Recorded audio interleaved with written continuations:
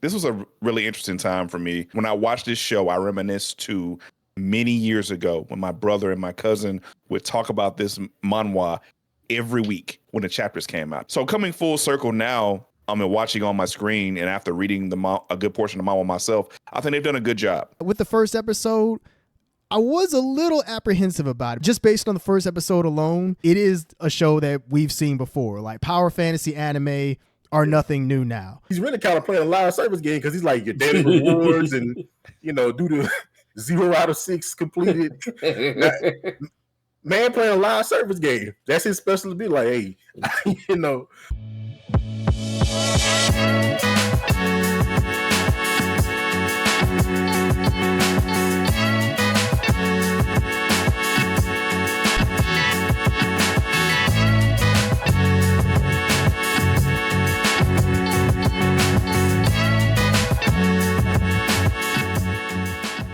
Yo, what's poppin', everybody? It's the No Level Cap Podcast. We back once again with the crew, talking about all the anime, all the gaming, all the nerd culture, none of the bullshit. Let me introduce my incredible co-host. We've got the collector of collectors, the master of Twitch, Will Coleman. What's going on, Will?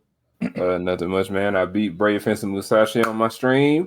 I've been working pretty hard this week, and this big thing. Ah, damn.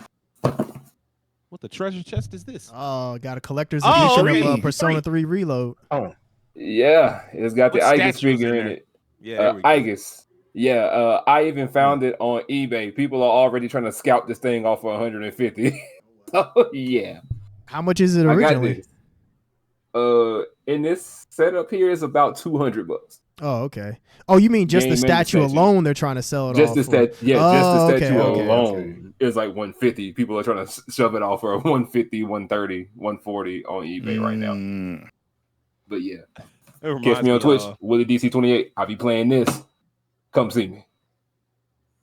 That reminds me of somebody who bought I remember a friend of ours bought Injustice back in the day and he bought like the collector's edition, and then they just sold the figurine, the Superman figurine, and what they got was they sold the figurine for the cost of the set, and so they basically got Injustice for free, and I think the DLC at the time too. And I was like, brilliant. That's what should be done. Yeah. Next up, we got the Black Daredevil, the secret weapon of No Level Cap, Terrence Flowers. What's going on, Terrence? Hey. Not as much like quote unquote nerdy stuff going on this week on my end. Just been more so cleaning up some personal stuff and trying to make some moves like acting wise right now, kind of cleaning up a resume and updating some stuff. But other than that, things have been good. I'm ready to talk about today's anime. So yeah, excited for that. Hey man, we applaud positive movement over here. So I'm glad to hear it. Next up, we've got the living cartoon, the man with the golden voice, Rakeem Beck. What's going on, Rakeem? Hey, what's up, guys? What's up, people out there watching our podcast? I want to say this week has been devoted almost entirely to focusing on all the updates on FF7 Rebirth. If you caught our live stream where we reacted to the Rebirth trailer, you can see our reactions were very, very positive. I got a chance to play the demo this week. I got to play through the Nibelheim section. It brought back a lot of memories for me. Going through this section and being able to actually play Sephiroth this time was really cool. And I'm, basically just it just put me more in the mood to get ready for the release of the game. Looking forward to that. I've also been catching up on playing Grand Blue Relink a lot this week. Playing Tekken 8 a lot this week. Covering a lot of games. There's just too many games. I'm still finishing Yakuza 7. And it's a problem of my own making, but I enjoy all these games, so it's a good problem to have. Hey, it's just a lot of quality video games out right now, so it's to be expected. Also, Rakeem, you almost did the hello out there in TV land, and I was about to laugh my ass off. But hey, man, I'm glad you're enjoying yourself as far as video games go. I have been watching you get into stuff, and you've been throwing in a little Tekken 8 too. You've been busy. Keep it busy. Yeah. I just Next got up, we got Tekken 8. One Punch Man, the master of combos, Devin Butts. What's going on, Devin? I'm doing pretty good, man. A little tired from work. This week has been a little hectic, more than usually, but I'm here. Been playing some Tekken, making some content with that. Been making some content with Sega versus Capcom. It's a fan game that a person they've done a beta, and I've been playing that, trying to to experiment with the combo system and stuff. Actually, the Steam Next Fest is up right now. I think it's until like the 15th, I believe. Actually, a lot of quality stuff on there so far that I've tried out. I actually think it's actually better than last year's. There's a certain like games like was it uh Crypt Custodian. I saw that last year, and I actually got to try it out, and it's actually really good. Hold on. Crypt Custodian, like Yeah, waving a blue flag, or like Crypt Custodian, like Tales of the Crypt. like Tales of the Crypt. Oh, okay. I thought it was like some dude that puts double seasoning in everything and got the blue flag and just like and just like pushing it for whatever reason. I was like, wait a minute, what kind of game is this? Nah, I'm sure we probably all remember. It was like a little cat, like a black cat running around, like it kind of reminds me, kind of like a Hades type game. You like got a broom you're attacking with. Basically, the story is like you died and you have to go to one place or other. It's actually pretty interesting. It's actually a really fun game. I'm enjoying the demo so far. Oh, okay. No, I remember this. Yeah, it's actually pretty good. They actually have a F-Zero like spiritual successor, which is actually phenomenal. So yeah, I just been enjoying the Next Fest, man. That's pretty much it, man. I'm glad to hear you enjoying some of the demos on Steam Next Fest. Hopefully, everybody is trying out some of the indie games or the lovely games that are on Steam Next Fest. I tried out one game. I tried out Outcast, the sci-fi game that's been coming out. That's coming out in March. Probably should come out next year and not this year. Could probably use a bit more polish from what I was playing, but I mean, we'll see what happens. I'm glad I did not draft that in Fantasy Critics. So, I just had a feeling that it was going to be one of those like AA jank type of games, and hopefully the jank isn't outweighed by like the actual quality of the game. We'll see. Of course, I'm Sage Ashford, the man who won't shut up. For me, it's been busy-ish week. I've been trying to get back into anime very slowly, and I've also gone back and tried to get back into Trails into Reverie, trying to wrap that up because I want some space between this Trails game and the one that's coming out in the summer. And then, of course, I've been playing a little bit of Infinite Wealth, so I've been going back and forth between those. Play a little bit of those both today, and catching up on all the anime, including the one that we're going to talk about today. But first, if you didn't know, No Level Cap goes live every Monday morning. We're on YouTube for video fans, but if you prefer the audio version, we're live on Spotify as well. This week, we decided to do a little bit of a deep dive. It's a little bit differently than what we normally do, kind of, sort of, because we do anime movie reviews, but we've never really done like a discussion on like a show. Well, we did She-Hulk like what, a couple of years ago? Yeah. That's probably we did. We've done. Yeah. We did. So we did She-Hulk, but that's probably the closest we've done. Everything else is always been like we'll do like a preliminary thing and then we just kind of move on. We rarely ever go back. But I thought this time it'd be fun to dive into like one of the shows that's out this season, one of the more popular shows, Solo Leveling. And so it's interesting because like this is probably one of the most anticipated shows, definitely of the winter and possibly of the entire year, because it was always like a very popular manhwa, even a popular novel too, I believe. So I've been curious. I think we've all watched it. We're all caught up, and so I want to see where everybody's at. And I want to start with Devin. Devin, what do you think of Solo Leveling thus far? I really like this show, man. I remember Rakeem really talking highly of it. I think I do remember Sage mentioning it, and I was like, I like the name alone. So I was like, let me check out what this Solo Leveling is about. When I got into it, I was like, at first I thought it was gonna be an isekai. I was like, is this gonna be him going to? It's like, but it's like kind of like a pseudo kind of isekai. It's like it's like a reverse isekai. Yeah, it's like they have gates that open up to like these creatures and stuff come these gates, but they're not technically in another world. They kind of go in these gates, but they're still kind of in the real world. But yeah, it's a pretty good show, man. And honestly, it's a lot darker than I thought it was gonna be. I thought this was gonna be like some not happy-go-lucky, but a lot more streamlined, just like. But I was like, man, this got dark really quick. That second episode was like people was taking L's, capital, all caps. They were self-inflicted though. Yeah, they were, but nonetheless, they was taking some L's. I mean, that second episode, man, they happened upon this extra gate door. It's like, oh, what's this? Oh, let's go check this out. This should be cool. It's like we messed up. We messed up. It's also funny, like the fact that the main character, Jim Woo, he's an E rank hunter, and it's like, he's trying to do this for his mom. She's like in the hospital. His sister goes and sees about it. She's in school. He's out, hunting, trying to make the money. But it's like being an E-ranked hunter, I guess it's definitely by default going to be hard to do. So he's just on a team of hunters. Like, he's just like, I'm here. I'm here. I'll carry some stuff. I'll strike something once in a while. I'm here. And I think that's a really interesting premise, though, because even seeing him, like, he went against goblins and he was getting bodied. Like, goblins, I guess, like, in most things I kind of consider just base level enemies. He was just getting, like, I can't even beat goblins. Like, I actually would like to see they have like a slime enemy in the game, in the world, to see if he can beat the slime. Like, if you can't beat a slime, like, I just we got problems, bro. We got problems, man. But yeah, like I said, this show took a dark turn. That second episode, and then it like kind of went into what the show was really about, of kind of like a climax at the end of that episode. Going into like he's like special, like he's E-rank, but now he's like special. Because I think I asked Rakeem, was this like a game? And he was like, no, it's not really a game. But then when they showed like what was happening with him, it's like it's almost a game because he's using like prompts and stuff. Like, it's almost like a live service. He's really kind of playing a live service game because he's like your daily rewards and do the 0 out of 6 completed.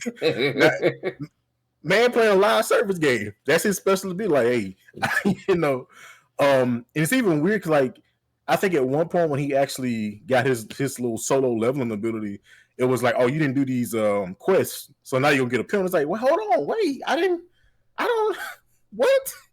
So that's actually kind of weird. Like, imagine if you like in the actual game we're playing it, you had some like quests, and if you didn't do them, you got like penalized for not doing them. Like, that would be wild.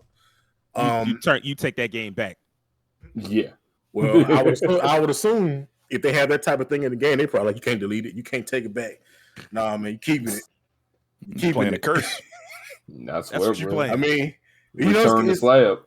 It's weird because like in this most recent episode 6, it's almost like there's something deeper going on here, because it's like, and I kind of don't want him to die. Like, it's almost something where like, nah, bro, no, you ain't getting rid of this. It's like, okay, what's really going on here? One of the funniest things, like I told, I was like, when he's kind of like started changing, I'm like, is he turning into a different person? Then the next episode was like, okay, he don't even look the same. Like, he's my guy's he had a metamorphosis. All the girls is on him, like, hey man, like, that was hilarious. I like your muscles. Them girls were choosing, boy, and they was like, man, that E-rank hunter boy, he look like an A to me, man. I don't know. Yeah, they forgot all about that rank. The one girl, she was like, she left and she just couldn't take it no more. I'm like, here's my number. He was like, I mean, you could just kind of call. I mean, do I need your number to like get an appointment? I'm like, man, this man is green, because you can tell he just clueless for this. He's like, bro, I just in the hospital. I'm an E-rank hunter. What you want from me? I can't do nothing. But yeah, all in all, I've been loving this show, man. Every week that comes out, I'm like ready for the episode, ready to see what's gonna happen, where the story goes, what's really the meat and potatoes of this whole thing of him being special. Because they've talked about it before, like where there are other hunters that have like this awakening, this second awakening, where they can now level up. Because the whole premise is like everybody, when they become their hunters or whatever rank they have, that's set in stone. So if you're A rank, that's what you're going to be. If you E, hey, tough luck. But somehow this E rank, he's like, hey man, I was blessed, because I'm happy for him, because man, if he hadn't like gotten a second awakening, he took an L. He was about to take an L, because those statues were not playing. They wasn't, bro. They were not playing. So yeah, man, I'm really loving Solo Leveling, man. Okay. Terrence, man, what do you think of it so far? So long story short, I'll say that I like it. I mean, I really like it. I think that for me, it is the anime of the season. Like in term, just my personal anime of the season right now. It's a very fun show. It's, I mean, yeah, like Devin said, it's dark. You could tell that there's some world building that's going on here. Like there's a lot of stuff that we can further get into, whether it's like the ranks.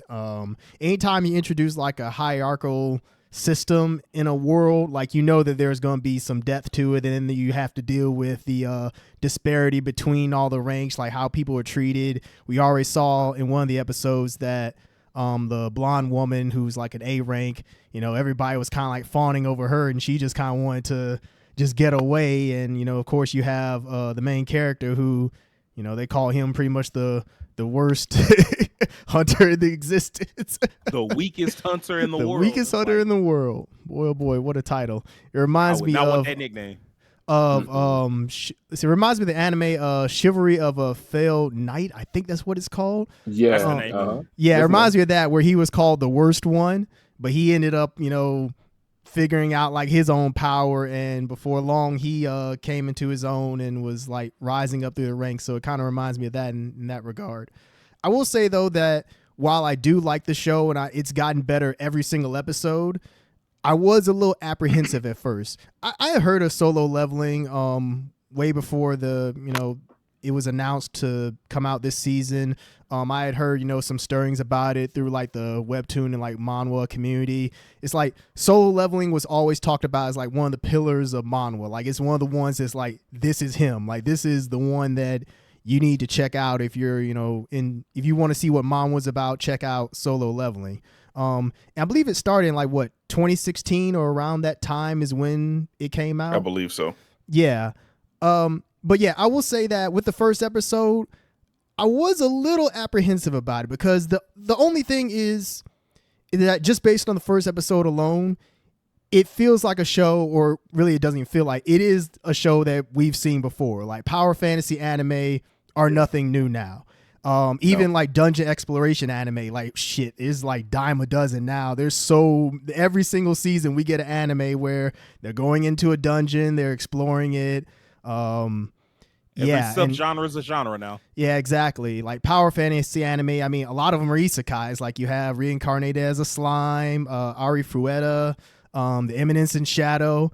It's just, yeah, it's to a point where I wonder if this show had come out pre-2020, would that have been like the time for it to be like huge? Like now it's huge. Like don't get me wrong, like it's one of the most watched anime currently, but had it come out before like a lot of these others that come out, I wonder if it really would have like been groundbreaking. But despite all that, I will say that just because it comes off at first as being not really anything that different, as it goes from episode to episode, it just gets better and better, and it just shows that just because something isn't like original, and I know like technically Solo Leveling when it came out like in 2016, like the mid 2010s, whatever, like at that time it was maybe a bit more like not necessarily groundbreaking, but it was a bit more original with this concept, whereas like now, you know, almost 10 years later, it's like we have so much of that. But it just goes to show that just because you can have so many of these shows that are like pretty much like copy and paste of each other, as long as you're able to, it's all about how you execute the concept. And in this case, I feel like Solo Leveling definitely stands above a lot of the other like power fantasy anime in terms of how it treats its main character, the story, kind of like the things that are going on in the background, the world building. It's all very interesting. So yeah, I like where it's going so far. Yeah, the main character, Jin Woo, he's interesting. It was kind of cool to see him kind of go from being like this scrawny kid. I mean, he's not a kid, but he kind of had that build to him, to where he is now, where it's like he didn't even get a haircut. It's like just as he grew, his hair kind of like shaped on its own into a different style. Yep. Like you all noticed that like his hair was kind of like long on the sides, and then just as he like got bigger, like his hair kind of like took a better shape. I don't know. That was interesting, but yeah, I like it so far. I think that if you haven't checked out Solo Leveling and you're into like power fantasy anime, isekai, or just fantasy anime in general, I think it is something is something worth checking out, maybe at least the first 3 episodes of. If you're not into it after like the 3rd episode, then, you know, hey, maybe it's just not for you. But yeah, I definitely think it's one of the strongest anime this season. Okay. You brought up something, the whole, would it have been as groundbreaking? Would it have been more groundbreaking if it had come out earlier? And I mean, like, I think maybe, but like, it depends. Like, because would it have been as well adapted? Because like, I remember Crunchyroll did, what was it, God of High School, Tower of God, and then that other anime I always forget. The one vampire. The vampire romance one. I always forget the name of that one. But like, I know what you're talking about. Yeah, they tried to do that, and like, really only Noblesse. That's it. That's yes. I never liked Noblesse. Mango anime. I did not like Noblesse. Never liked it. They blew it. Like, God of High School was like not a good. It was like okay for the first couple episodes. Yeah, like first 5 episodes were incredibly solid, and then after that, yeah, just. And like the more you like, and it was one of those ones where like if you had read the manga or manhwa, my bad, you read the webtoon. So it's like, dang, even in that last fight, like the part that everybody likes, even in that fight, it was so they genericized it so much because it was like they switched it and they made it seem like the protagonist was just this overpowered, unstoppable protagonist. And like in that fight, he was not that. And that was kind of unique to like, that's something you don't see a lot, where like the protagonist very much had his back against the wall and it seemed like he couldn't win that fight at all because the other guy just, like, it was like, okay, one day maybe the protagonist will get past you, but like for this fight, for this moment, not right now. Like, you're not that guy for the moment. And that was a really cool moment, and they stripped it out. And as that, I was like, all right, well, I see where this is going. And then after that, it just got worse and worse and worse. And it's like, dang, the only one of those 3 that wound up having like a decent adaptation and is actually coming back is Tower of God. And so like, who knows? Like, maybe this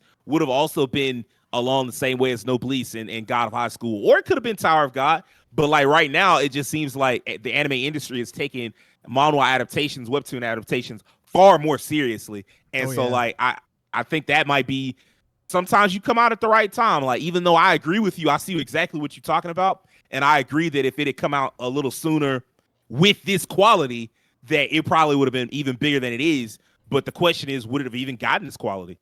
Yeah. Like, at least that's in my head. Yeah, I guess like what I mean is like not so much like the way that it would have been adapted, because yeah, you are right. Like it went way too soon for it to come out since it hadn't even finished yet. But I guess just the concept overall, like this kind of show had it come out then, like would have been if like been more like groundbreaking. But yeah, you're right. Like sometimes you just have to just wait. It's like, I mean, it's doing well for itself now, so I mean, maybe it was the right time, because this was originally supposed to come out last year, wasn't it? And they just delayed it until this year, correct? Probably like a studio thing. I don't. Yeah, A1's like got A1 is like known for like delaying anime now. They all got it now. Like Nier and a couple of others were delayed last year just because they're just having production issues. They're doing too much is what they're doing. I feel like they all like that now. Like for some reason, like so many of these studios, they expanding too quickly, they doing too many anime, and then we wind up with like a lot of delays on anime that was supposed to be like, oh, it's spaced out. We not adapting a whole bunch at once, but now it's just like it don't matter. Like you adapting too many anime, even if you not adapting like, oh, we not doing the long runner stuff no more. Doesn't matter. You got too many anime you got coming out. Will, what do you think of this show? I went back and actually rewatched the episodes I did watch, but then watched like the last 2 that I was behind on the day. I really think this show is going to continue to take off the way it was. But when Terrence asked that question, it kind of got to me. I was like, man, if it took off the way it's taking off right now back then, or if it came out back then, it was as big as it is right now, maybe even bigger. The first thing that came to my mind was it'd be in every mobile game I see. It'd be a lot of crossover products in Japan somewhere and in South Korea. So I was just like, man, this thing, we'd have seen Jinwoo everywhere.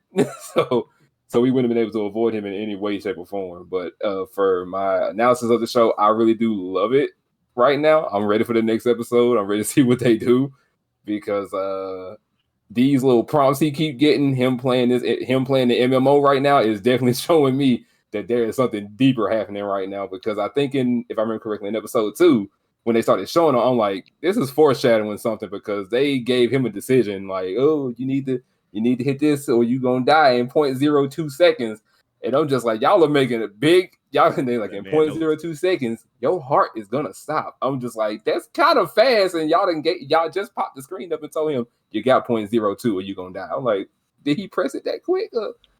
We ain't gonna talk about none of the little small details, but it's really amazing how they're just building up the characters, building up the world, especially showing the aspects of the PTSD that they are going through after that whole event of episode 2 and 3, how people got kind of whacked off with their like say said, it was kind of, they brought it on themselves trying to like do this thing as a group, but freaking out at like the worst moments. And Jinwoo is figuring this whole thing out as it goes. He's just like, that's what we need to do. We need to do that. Let's stop doing this. Everybody bow to the statue. Everybody do this. Everybody do that. Run to the statue with the instrument. He figured this out when he went over there with Homegirl, did this. I'm just like, this man, I'm like, he really is doing everything that they can't seem to do. Like they're better gifted for the physicality, but he's showing he can use his head in situations like this. Because I guarantee, had he not showed up with them, none of them probably would have came back. That's the way I look at it. So we would have never had him caring about this other girl and all that. That's what it feel like to me. Like no one used their head in that room. Thinking about, they did vote.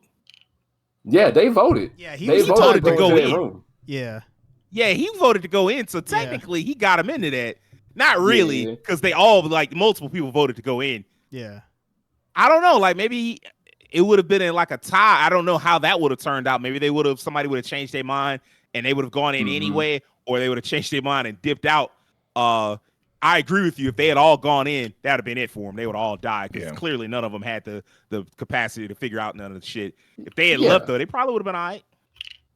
And watching him like grow, watching him level up, honestly, was like really some of the coolest bits of it, because it's showing that, damn, he can really do this now. He's not the weak link anymore. Now he's literally the person you would want. Now he's not the filler. He's like, look, we just need you to fill this out so we can go ahead and get this going. Just carry the stuff, be a good boy, and stay out the way. When the fighting get to going, you get the hide. So, but we seen what he did in episode 6 and episode 5. He proved without a shadow of a doubt, with any weapon in hand, he that man. He the GOAT now. Exactly. No, nobody can handle him now. And he scared the hell out of the rich kid. Like, oh my God, he's a false one. He's a false ranker. Help! Like he's a demon. He might kill me. Smurf account. Yeah, he's smurfing, man. He's smurfing. He's a beater. Yeah. Oh, you're not a cheater. You're a beater. Oh my God. He's a beta tester and a cheater. He's a beater. Oh my God. Hey, Jinwoo, pass me a potion, please. And they really kept that shit in the movie too. That was crazy. I know, right? But yeah, so far right now, this is the one anime to sit down and watch. The only little thing I kind of would knock it for, but this is just a personal gripe of mine. Hearing these Korean names and hearing the Japanese honorifics behind them is throwing me a little off. Yeah. It's throwing me off. I'm just like, I know this is Korean. I know they are Korean. But these honorifics that they got behind them is just not. It's not mixing with me. I'm just glad they didn't like change the names and make the names Japanese. Oh, yeah. They at least kept that. I appreciate it. Yeah, I can appreciate what they did. I can appreciate keeping it there, but it's just that little thing is kind of throwing me a little bit like, that's not right. But I'll let it stay because, hey, the show is still working and it's good, and I like it. I did wonder if at first it had a Korean dub when it came out, like if it would do like a Korean dub alongside like a Japanese dub. I don't think that's happened just yet, but yeah, I know what you mean. It's like weird kind of hearing. Yeah, it's weird hearing those Japanese language with the Korean. Like, hold on now. Yeah. Rakeem, you're the one that actually read the manga, and so you have more context. And I know you didn't finish it. You got a little around halfway or so, or like a third. Yeah. About over halfway. Yeah. Probably. So, what do you think of the show? How's it measuring up to like what you saw in the manga and whatnot, manhwa? Yeah. So this is really interesting. This was a really interesting time for me, because when I watched this show, I reminisced to many years ago when my brother and my cousin would talk about this manhwa every week when the chapters came out. They were like, giddy as like little kid. Well, he was a kid, but they were giddy like, oh man, you see what Jinwoo did this week? Oh man, he took him out this week. I was like, but I wasn't reading it then. was like, man, whatever this is, this Solo Leveling, this thing must be the truth, because they talk about it every week. So coming full circle now, I'm watching on my screen, and after reading a good portion of manhwa myself, I think they've done a good job. My main concern going into this was, just as we talked about earlier, Sage, you did a great job of elaborating on the issues we had with the adaptations of webtoons and manhwa earlier on in Crunchyroll a few years ago, where some were really not well adapted, or things were changed, or the animation wasn't quite up to snuff, and it made a disappointing product. And I was really saddened by that specific period of time, because I knew personally, like, the Korean manhwa are extremely popular now, and pretty much on the same level as manga as far as like the output, the popularity, and everything. But on the animation side, they're not even close to anime yet. So that was like the breakthrough, like the big breakthrough of adapting these manhwa into anime, and they didn't really knock it out the park. So that was my main concern coming back to Solo Leveling, was that, are they going to do the same thing they did with God of High School, which was a manhwa I also read that I really liked, and they took the soul out of it. They changed scenes, they changed context, they just did what they wanted to do. This was actually very faithful to the manhwa, and it gives a couple extra scenes for context. So for people who don't know, who may not know, like, a lot of stuff with the guilds doesn't happen, where they talk about the guilds and how the guild system works. That stuff happens later in the manhwa. And it's like more straightforward. They give you here a little bit more context to that stuff earlier in the manhwa. A lot of these other characters that aren't as well established in the manhwa are getting established earlier here for better context for when they do appear later, which I appreciated. That was something I also wanted to see happen, was that some of the issues I have with the manhwa with certain characters or certain things that weren't necessarily super clear getting cleaned up in anime, and I did a pretty good job of that.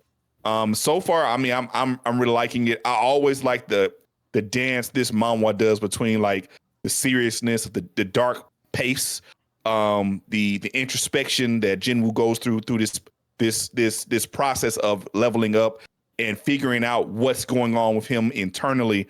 And a big part of this story is him pushing his own limits and seeing what he becomes out of it and how it changes him internally. Whether that kind of leads him to a good road or a dark road, that's we haven't seen that yet. But you kind of see glimpses of, like, he has to take himself to places he didn't want to do. Like, for instance, in today's episode that came out today, he had to kill a person because his life was on the line, and the system forced him to do it. And he had never killed a human being before, so that was like a big emotional moment for him. And even though it was like really dark, he still had to introspect and, like, hey man, I have to do this, but I did take a life today. So that's some introspection he had to do on himself, and that's a part of the character that I enjoy. So yeah, I've been enjoying the adaptation. I think a lot of people were kind of shocked. The second episode, to me, is the hook of, like, getting you into the story. That was what was the hook for me, reading the chapter about the giant statues and going into the dungeons. That's why this wasn't just going to be a run-of-the-mill type of manga or anime, because it took an intellectual kind of approach to things. It made the character show you that he is more than just going to be more than just a musclehead and just win everything. He has to think through his own problems. And me personally, I've always enjoyed that concept inside of manhwa and anime and manga. Not just fighting everything. Sometimes you need to use your intellect. A great example would be Yu Hakusho in the psychic arc, where not every psychic could just be fought hand to hand or just straight up. They had to play a game with the kid, or had to deal with the sniper dude, or the kid one's actually very sad now I think about it. But yeah, I like when manhwa twist things on their head and, like, make you think about what's going on.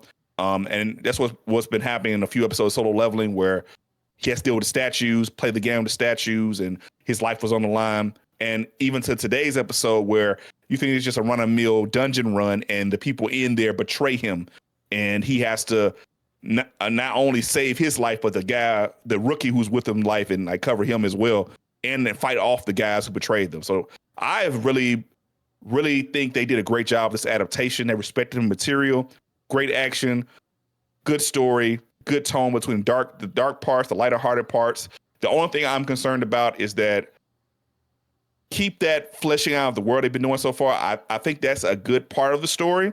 I don't want them to go too much where it's, like, taken away from the story, but I think there are characters that could have more fleshing out in general, and it'd be good to see that continuing forward. I think that'll make the story more well-rounded and be better for it. So yeah, I like the adaptation. I think it's pretty solid. The reverse isekai concept is fresh to me because I've watched a lot of isekais, but I haven't watched a lot of reverse isekai, so it still works for me. And it's cool. Okay. Seems like everybody's positive about the show all around.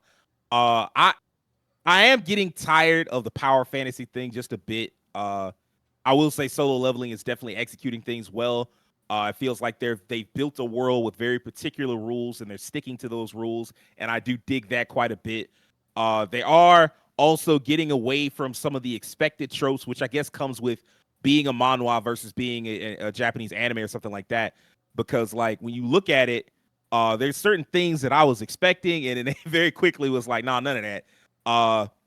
Because like some of the cat, like in the first episode, you get everybody likes Sun Jin-woo. He's very cool. He's very likable, this, that, and the third. And then you very quickly see how they're willing to toss him aside the second it becomes like inconvenient for them to do so and expedient for them for their lives. They're like, hey man, fuck that. This is cool. You cool and all, but like I got a wife and kids, or I got so-and-so at home. I got a dog at the house that I got to look after. I can't sit here and waste my time with you. And so fuck you. And so like some of the characters that you in another series might have seen stick around, like the old guy that was like so friendly to him in the first episode, or even the girl who I've done a little research and it's like, oh, I was expecting her to stick around. Like, so those characters, they not going to, they either not around no more, they died, or like they're not going to be around in the near future. And so like I'm like, okay, that's interesting. There's some kind of cool social commentary that I feel like they've drifted away from a little bit that I hope comes back. It's like in the way that it at first when you think about it, you're like, oh man, it really don't make no sense that you can train all you want, but you can't really raise your ranking. But like that could be attributed to like class systems in real life, where like no matter what you do and no matter how hard you work, a lot of times you wind up in the same spot, and it's so hard to actually rank up in real life. It's hard, like to go from lower class to middle class, upper middle class, like that. It's hard to do that shit in real life, and most people will not ever do it. So that I kind of liked. The problem is the very concept of Solo Leveling is that, hey man, he gonna not only do it, but he gonna blow past everybody else. And so like we'll see how much they're willing to explore what that looks like going forward. I know Rakeem would have a better idea of it than the rest of us, but like as we only got 6 episodes to work with, and so like it remains to be seen how much they're gonna go back to that social commentary type of stuff. But yeah, like Devin said, it's pretty dark in the first couple episodes, which was interesting to me. I'm not a fan necessarily of dark stuff, but I'm also not against it. So the first episode ending on that gigantic cliffhanger like it did, that was kind of unexpected. Usually by the end of the first episode, you kind of get your hook. I would expect the first episode to end like the second episode did, where it's like, oh, okay, he's got his powers or whatever. Speaking of the second episode, man, when I say that man lost in that second episode, man, all because they was tossing my boy up like fried rice at Panda Express. I'm like, good God, this man losing. They took the sword, just chucked him up in the air. I'm like, bro, this man is taking a massive L, all because he was trying to be nice. And that right there, I'm not huge on that, like the whole like, hey man, when you not like, hopefully they can make a more well-formed message out of that. Because I don't really necessarily like the idea of the message being don't be nice, as opposed to like, hey man, if you're gonna be nice, make sure you got the power to do it. Hopefully that's what the road we kind of going down. And then man, by that was it the fourth episode? Was it the fourth episode where he just didn't even look like the same dude no more? Yeah, completely changed. It was pretty much like episode 5, I guess. 5, yeah, it was episode 5. Okay, episode 5. Yeah, it got to episode 5. That looks maxing was on full display. I mean, I understand being buff, but he looked like a different dude. Bro looked like the Crimson Chin in that bitch. That chin was so sharp it could cut cocaine. I was like, what's going on, bro? Like, why are you looking like this? They gave him also a Maguire transformation. He got bit by the spider. Yeah, I'm like, why does he look like this? Like, and his voice changed and everything. I'm like, damn. What's up, Keem? I said that's also another form of social commentary where like because of his appearance has changed. Now he's taller, he's more handsome. People are giving more attention than they would have given him before. Yeah. Now that's in Korean culture, that's definitely a big thing. Oh yeah, There's a whole there's whole mangas about it. Lookism just I was came just out gonna like say a little while lookism ago. is all about that. That's why I said it. I was Dice. like, my goodness, like That's a they manhwa I really read went many in years on ago that. called. That's a manhwa I read a couple years called Dice, where people found these dice that could change. It's kind of similar to solo leveling, but instead of one person, it's like society gets it, and it's like almost like a horror because like people are like taking people's dice and using them to be more attractive, and like it's really cool. It's a really cool story. Hope it gets adapted one day. Okay, I that sounds like it would be another hit. And we kind of need an influx of more interesting ideas because I don't want to say Japan isn't giving them because I don't want to speak for Japan like that, but like there is a little bit of a stagnancy. Yeah, that's the word I'm looking for. A little bit of stagnancy. Yeah. Like it was like, okay, I've seen this idea before. The villainess that's actually a nice person. Like, okay, I got it. Like, let's do something different now. But yeah, like there are parts of this show that I really, really enjoy. It has been fascinating seeing him grow as a character and seeing him like, hey man, I just gotta get it together. Like, and seeing like how the world around him is shifting too. And I like the fact that the world isn't just built for him. That could be a problem with certain other like isekai shows where really the world is built for the protagonist and everybody's just obsessed with the protagonist. And it may get there to that point at some point, but where we are now, it's not like that. And I dig that a lot. I'm like, okay, I need like a world that would be the same if this character weren't here, as opposed to having just like a ton of people just obsessed with the protagonist. That's a problem that I had with Reincarnated as a Slime, which I really liked for a while, but then I got like somewhere midway through the second season and I'm like, who are these people without Rimuru? Like would they have characters, would they have personalities without him? And it feels like they wouldn't. And like so far, it seems like these guys are all like the people that you're seeing, they all have their own lives going on. Like in another show, in a worse show, the girl from the first episode would be like obsessed with Sun Jin-woo and she would have been by his side the whole time and she'd be like blushing as he goes through all these changes and all that other shit. And no, like she's just dealing with trauma, PTSD out the ass. And it's like, I ain't got time. And she tried to go see him, but like she just started. And I'm not sure if they were saying this, but this is what it felt like. It felt like she couldn't go see him because like seeing him reminded her of the trauma. And she was like, nah, fuck that. Yes. I'm not. Yeah, that's what I thought they was doing. She was like, nah, fuck that. I'm not going to see him. And I was like, good. That's good writing. And I fuck with that. So I'm like, all right, let's see where this goes. So I'm into the show so far. It's not quite my favorite of the season. I think Metallic Rouge is probably my favorite of the season right now. It's just a really well done and like beautiful show. But this is a really good show as well. So I guess what I want to ask y'all next is like, what's y'all favorite episode so far? Terrence. For me, it's between episode 4 and 6. 4 is really good just because the fight with the snake at the end, it's it's really well done. And it's also like Jinwoo coming, it's like his not coming of age moment, but it's like it's kind of like his defining moment where it's like the switch really happens from him being like the actual worst hunter to like slowly becoming him, I guess is, if you want to put it that way. But episode 6 might actually be my favorite just because, man, that episode was firing on all cylinders. The music was amazing. I meant to say this earlier, but hey, any series that has Hiroyuki Sawano on it is like, hey, you usually can't go wrong. And they have him on this show, and man, he's firing on all cylinders. Music was great on this episode. Just the surprise of, I mean, them adding like another layer of like them adding another layer to the show with him now having to deal with the fact that he can actually, they went there in terms of him having to kill somebody. Like, I didn't know whether or not that's something that the show was going to dive into, if like player killing was going to be a thing, but no, it's definitely a thing. And it'll be interesting to see if more of it happens on his end going forward.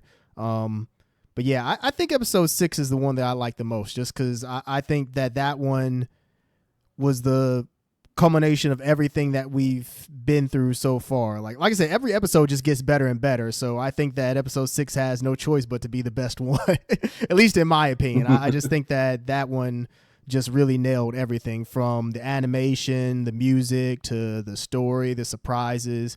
It makes me look forward very much to the next episode. So I'll say episode 6. Okay. Rakeem, what about you? It's going to be episode 2. That portion when they go into the room and deal with the statues was what made me read the manga. I remember it like yesterday because, like, just like you guys said earlier, that first episode was not much of things we hadn't seen before. But when they went into the room and then they had to deal with the being that they could not defeat, there was no overpowering it. It was they couldn't comprehend its power. They couldn't comprehend what it was trying to do. There was a knowledge gap. Like they just didn't know what to do or what to say. You couldn't even run away. You couldn't run away. Nothing. They just had to deal with it. I'm fast enough. And that was something like to me that was very intriguing about that. A sense of powerlessness is something that's kind of missing from anime sometimes. And of course, the nature of this anime is he's moving from being powerless to being powerful, but just the sense of powerlessness and helplessness is very relatable in situations where like you can't overcome something as a human being, because we look at anime as like our what's the word I'm looking for? We look at anime as like our way of getting away from reality, so we don't have to deal with powerlessness or things like issues. Escapism, yeah. But it's kind of interesting to see like some protagonists who had to deal with something like they can't escape this. They're going to have to buckle down and figure it out. It was hopeless, but not completely hopeless because there was a way out.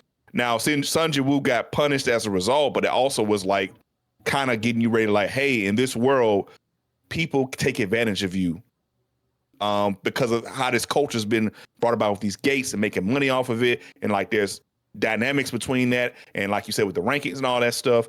And because of that, people will take advantage of you to, cultivate these items and sell them on the black market and make money off of it. So it lets you know there's a little bit of a heartlessness in this culture that that should, it's kind of like a red flag earlier that you'll see things like this in the future, which you will see in this manga as well. So yeah, that episode to me just was like really powerful. I like that Sun Jiwoo had to, even though he was the weakest, he used his brain, he used his, context clues that like, there's more going on here than just something trying to kill us. It wasn't just killing us outright. I really enjoyed that episode. I want to see, since I didn't complete the manga completely, I am interested in seeing how further on, how well those things are adapted. There are a lot of different types of gates that he's going to go into. They're going to do a lot of different,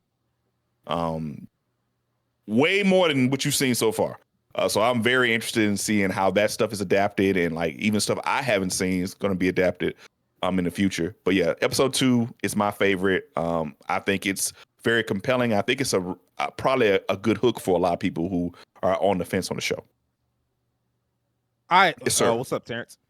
I was just gonna say, just to add to your point of powerlessness, which I actually really like your answer. Like episode 2 is a solid one. I was gonna say, to add to the powerless thing being relatable, I think that's what I really like about ReZero, in terms of like, how most isekais, like, yeah, the main character, he's overpowered, but in the case of like Subaru from ReZero, it's like the point is he's powerless. Like a lot of characters can go to another world and it's like, yeah, I'll just easily defeat this overpowered enemy, no problem. It's like Subaru, nah, he's got to figure that shit out some other way, because he's gonna get the floor mopped with him. So yeah, I like your point about powerlessness and how it's relatable, and yeah, I agree with that. Sound like you're talking about Ishida, Terrence. The first episode of Homeboy, that was a visitor, just went out there and just destroyed this like immensely large robot. That was ridiculous. First episode of Ishida is insane. It is a robot. Like first, it was one robot that laid waste to a city, and you find out there's an army of other robots that also can lay waste, and they all show up at the same time. And then, just like Terrence is talking about, the other world protagonist just shows up and is like, I could do whatever. And then a giant robot that was bigger than all the other ones show up, and he's like, yeah, that one too. I don't care nothing about that. Remember the giant robot was like, he was the city. It was secretly he was underneath it. Like a he was part of the city. Yeah.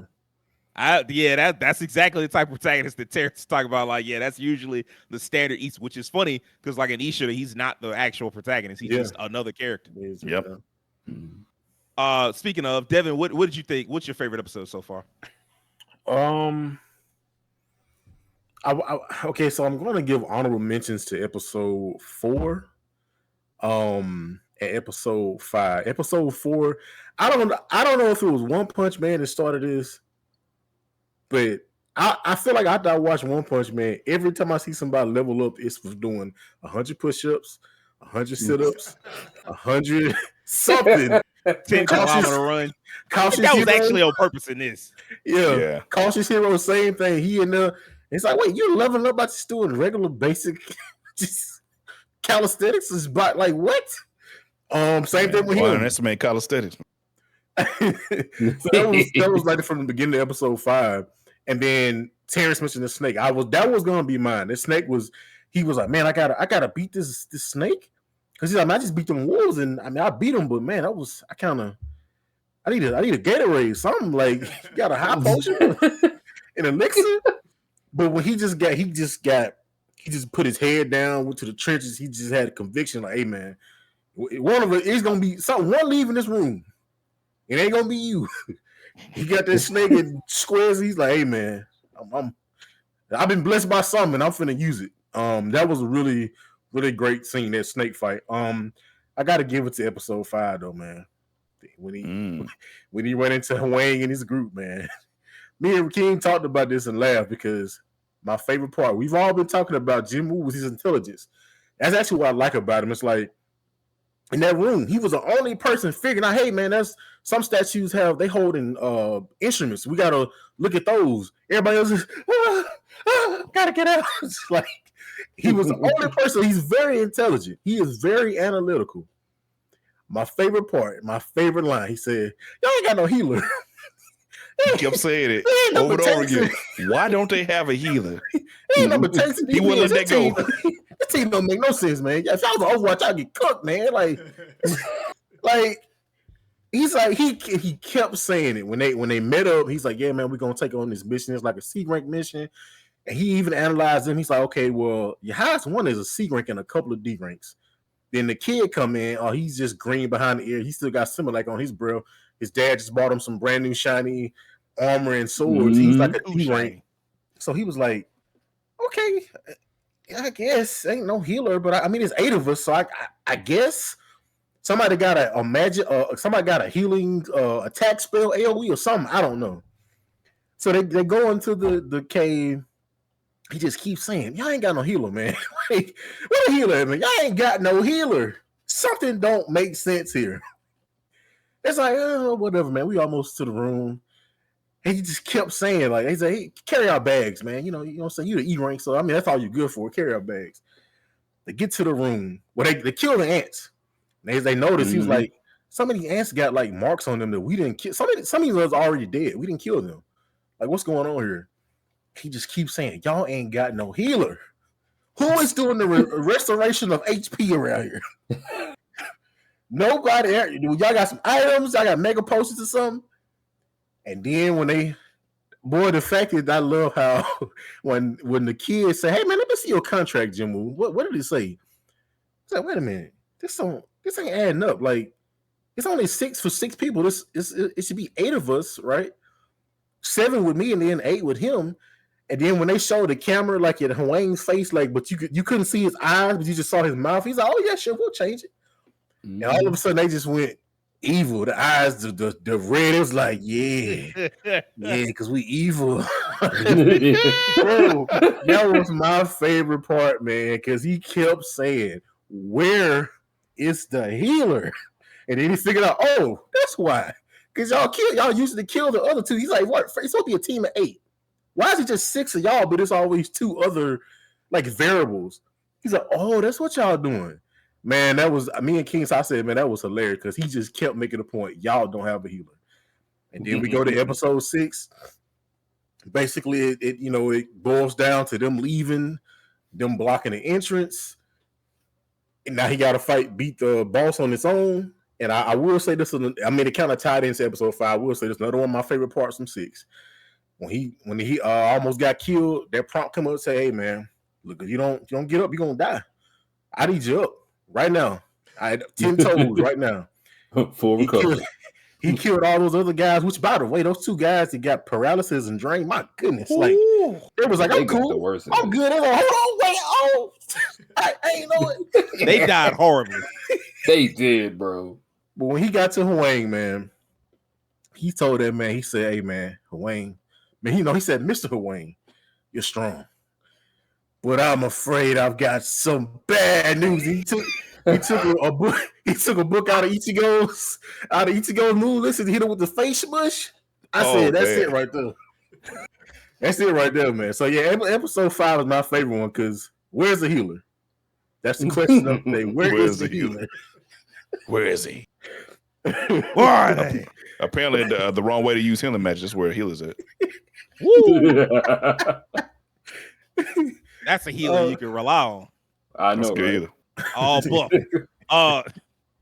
Will, what about you, man? What's your favorite episode? Man, I feel like you could pick any one of these episodes to kind of set the tone to be your favorite, truthfully, because everything under the sun just kind of happens, and you're just like, I like this episode. Then just like Terrence said, for like each episode, you just like, damn, they did some shit in this one. I like this one. So if I had to pick though, I would probably have to agree with Kim on this one. Episode 2 is where they kind of set everything kind of into motion. I love the foreshadowing of the prompts at the end as he is getting pretty much tossed like a Caesar salad. Yeah, he got wrecked. Oh. Yeah, I love that, and how he just like how he's having this whole thing in his head. He's just like, why the fuck am I being so nice to y'all? I should have just left. I could have left too, but I'm sitting here trying to let y'all live, and I'm letting the kindness in me take over. And when that prompt started hitting him, I was just like, oh, something's up.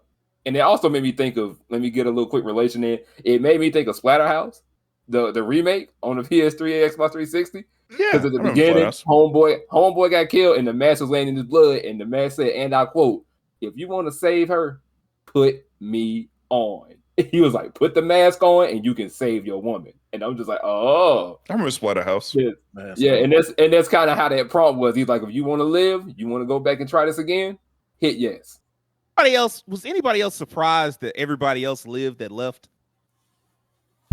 I thought that was a very interesting twist to it because, normally in that scenario, everybody dies. But I thought that was cool that they actually were able to get out. Because at first he said that. He kind of like hinted, he was like, oh, yeah, that's false hope. You go out there, you die.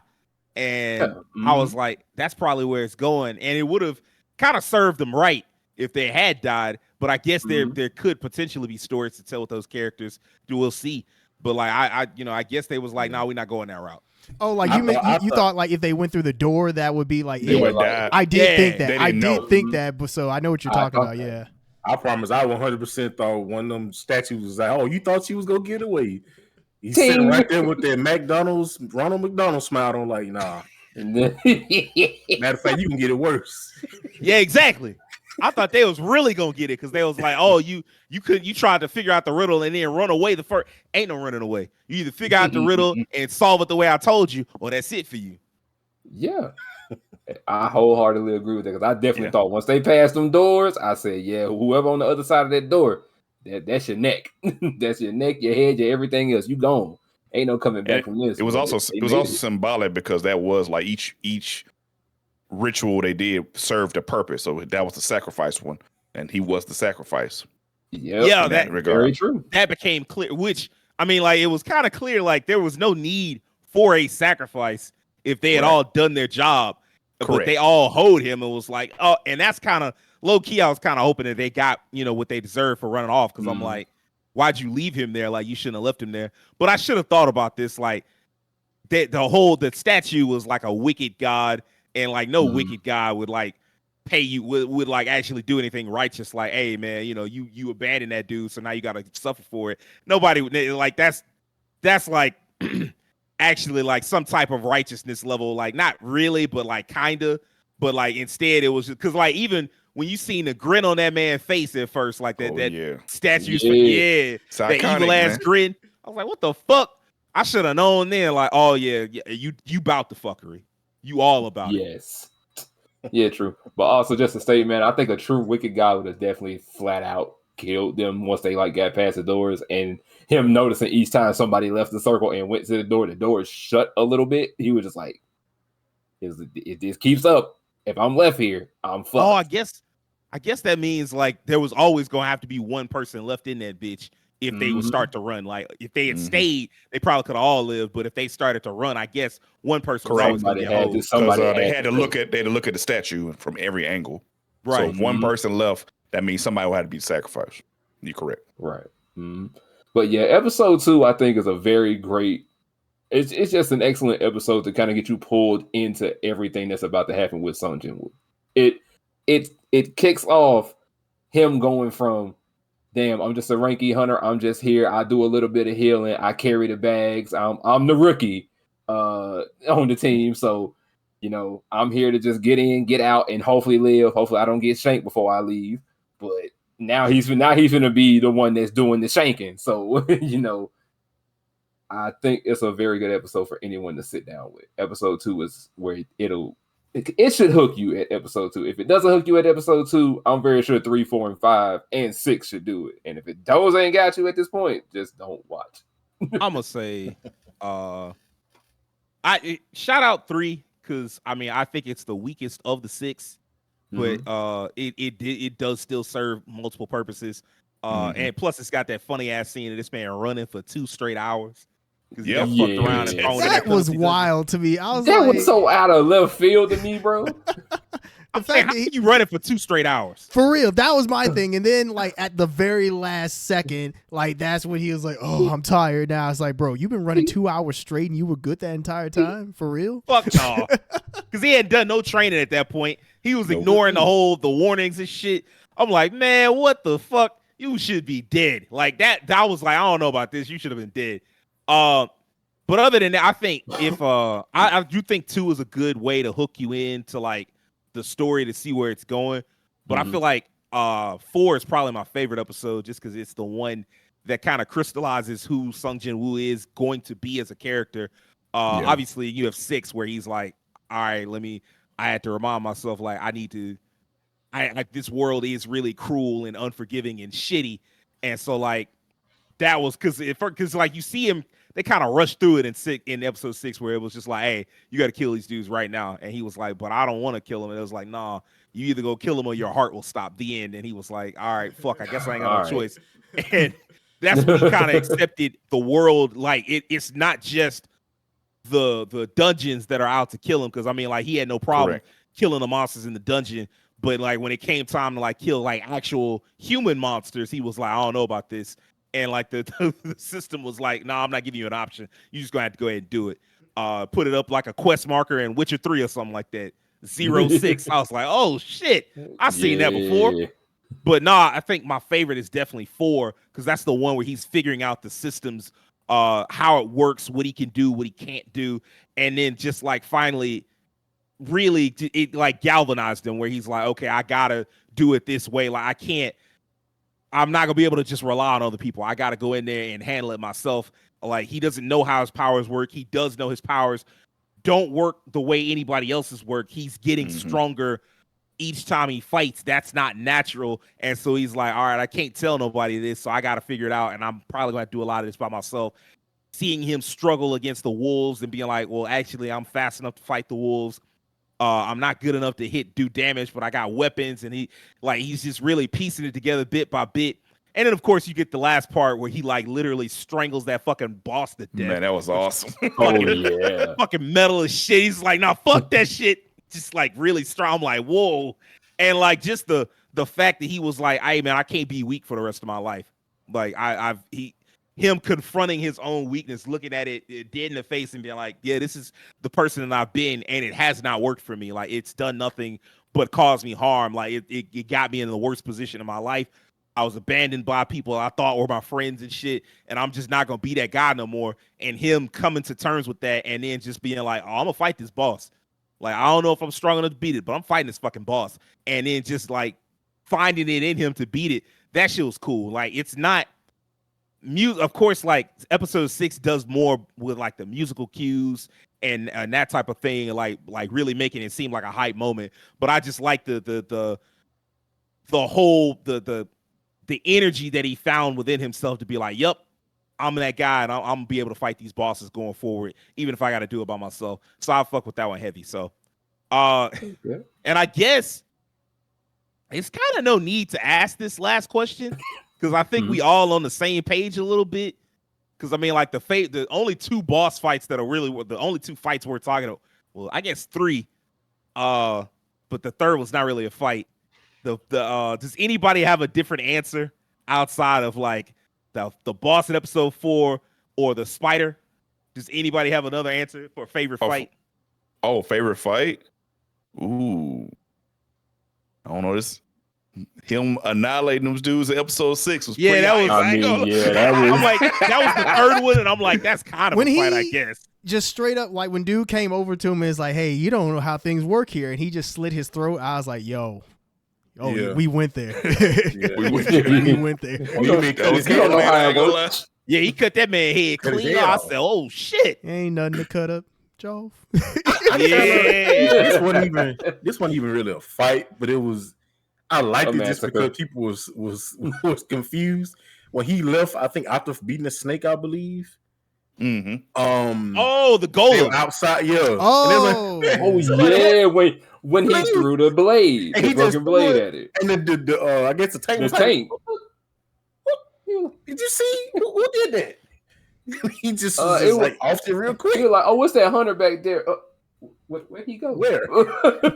I thought that was funny because he was like trying to write off like how strong he was at that point. Because he was like, "Dang, I guess they had done a lot of damage to it." I'm like, "No, you did a lot of damage to it." He threw that broken because it was like the sword was broken at that point. It was broken. It just died instantly. That was a good one actually. That's a good answer. It's like a Superman kind of thing. Yeah, it did feel like it was some low key Superman type shit. But anybody else? Which one like? Terrence, which one is your favorite? I guess it sounds like episode 6 when he fought the guys. For me, it'd be episode 4. Just because, with the snake, just that one required the most grit. Like that was, like you said, that was the character defining moment. That was when the switch occurred, and like when he like put his fingers into the snake and like took him out that really way, cool. Like that was really cool. So that was like a David and Goliath kind of moment. So for me, that would be the best fight. Mm-hmm. Rakeem, what's your favorite? I'm gonna keep it a bug. It's probably for now gonna be those guys. This is Annihilation because my personal favorite is gonna come up maybe at the end of this season. We'll see if it gets there. There's a fight coming up that I think everyone's going to like a lot because it was incredible in the manga. It was incredible. Yeah. So so far him fighting the guys and just like kind of going through them, attacking them for their betrayal. That also is going to kind of, they don't waste a lot of stuff in solo leveling. Like even when stuff happens, there's not a lot of one-offs. That stuff matters or comes back. Like him fighting the snake and then getting the dagger that has the poison and drain on it. Like they don't waste a lot of stuff in solo leveling. So even after beating these guys, there's ramifications for that, and that's something that's going to happen later on. Yeah, because the brother, right? Yeah, the brother. Yep. Yeah, brother's gonna come up. Yeah, the dude, he was begging for his life like a bitch.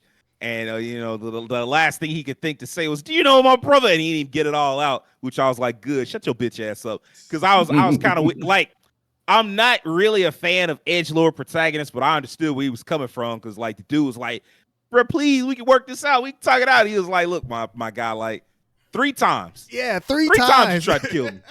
And now that it's been failed all these times, now you want to beg for your life. No, bro, it's too late. I'm tired now. Like, it's time for you to go home." And I'm talking about to Jesus. I ain't talking about to your mama. The rabbit got the gun now. Yeah. It ain't no fun when the rabbit got the gun. Well, you about to have a whole lot of no fun. So, I mean, I was not mad at him for that. Will, what was your favorite fight? It was them dudes getting annihilated because they deserved that. It was well earned, well deserved. As soon as he cut homeboy's head off, I was like, yep, it's a wrap for everybody in this room. Ain't nobody got a chance. He got a blade in his hand. Y'all got on armor. You know what he aiming at, and y'all still can't protect it. So by all means, die. Hats off to that rich boy too, because he was like, they was like, "Hey, you kill him, or we gonna kill you." And he was like, "No, I can't kill that spider. I can't kill that guy. I don't know what he got, but I know I ain't got it. So I'm not trying to. Smart man. You started calling him boss man. I swear, bro. He was like, turned into damn near a slave. When he took that pickaxe to them, I was like, my guy is. That man started talking like a southern construction worker. What's up, boss man? I was like I said, he damn near turned into a slave because he picked up that pickaxe. Was like, yes, I'm boss. Whatever you need, boss. You need some water, boss. I was like, hey man, here you go, bro. You want some water, man? Hey, I'll carry the bags, bro. You go ahead. You get the weapon. I got you. You don't got me. I got you. He was just trying to get out of there alive. He looked at it. He leave. weighed his odds when them 6 boys came back. It was like, nah, I like my odds against y'all more than him. And he was right because he had no shot. You might could have at least got rid of one of them. Man, but yeah, Jin Woo. Woo, he turned into John Woo that day. He was whooping all types of ass. Hey man, it was hella satisfying. I can't lie, because like they was just so shitty about it too. Because like they could have easily come back and tried to play it off and been like, "Oh y'all, dang, we ain't realize where'd the spider come from." They could have played it off, but they was very quickly like, "Oh no, we said y'all was gonna die here, and you dying today." And then had the nerve to be like, "Oh dang, isn't that kid the son of somebody famous? Get his name. I gotta show up to the funeral. It'd look bad if I didn't." I was like, kind of shit. That's a level. That's a super level evil. Kind of a trust fund kid. I swear, bro. Well, he was right. I mean, like the kid definitely spoiled, and he got that armor. I'm like, you gonna have to get rid of that armor. Like you drawing too much attention to yourself. I swear, bro. Other than he was happy to be there. He's not getting rid of that armor. He was so happy to be there, bro. That's the thing I noticed about him too. He was like, "Let's go." I'm just like, bro, I'm very happy to be here. Like, nah, bro, get out of here. You will definitely see him again. I'm not supposed to be here. I'm not supposed to be here. That's what he said by the time that spider came out. I'm not supposed to be here. Like, you shouldn't. I mean, like, you took a bad job. Actually, you know, a little bit of commentary before we close out. A little bit of commentary that I forgot was the fact that Sung Jin Woo took that job because he needed to pay rent. Yeah. He was like, I need rent money really fast. How am I gonna figure this out? And so he took this dangerous ass job that he would have never took if he didn't have that level up thing going for him. So I mean, like, this show is smarter than it seems, even for like a standard power fantasy. Like it's doing a lot more than what you would expect out of a lot of these shows. But I think that's gonna wrap up this week's episode. If you liked it, I need a few things from you. I need you to do us a favor, hit that subscription button on YouTube, follow us on Twitter, follow us on TikTok, tell all your nerdy ass friends and family about us, and do us a personal favor, and have an excellent week. Peace. Don't stop leveling up.